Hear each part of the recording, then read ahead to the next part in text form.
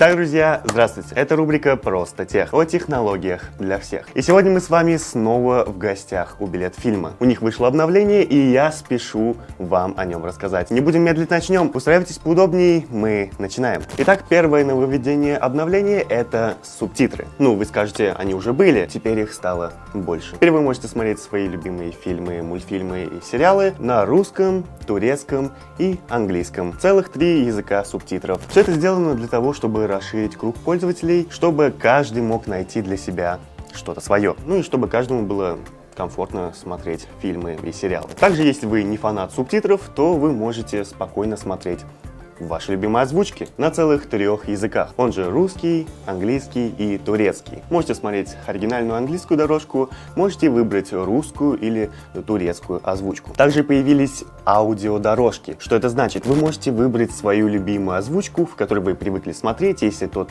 или иной сериал, мультфильм или фильм есть в этой озвучке, то вы можете спокойно выбрать и смотреть в вашей любимой озвучке, в вашем любимом дубляже с вашими любимыми голосами. Также по многочисленным просьбам добавились трейлеры к фильмам. Теперь вы можете посмотреть сначала трейлер и понять, стоит ли вам смотреть этот фильм, хотите ли вы этого или нет. Все для вашего комфорта. Следующее нововведение. Теперь вы можете найти любой фильм, сериал или мультфильм по именам актера. Теперь вы не только сможете зайти в профиль, так сказать, актера и выбрать всю его фильмографию, но и вписать просто его имя, и у вас выйдут все его картины. Ну вот мы с обновлением и закончили. Также хотелось бы отметить, что если нету какого-то фильма, мультфильма или сериала, который вы хотели бы посмотреть, по какой-то причине его в билете не оказалось, вы можете рекомендовать фильм, который вы хотели бы посмотреть по почте, которую вы видите на экране, или в приложении Старт. Ваше предложение уйдет на осмотрение, и если никаких проблем не будет, то фильм добавят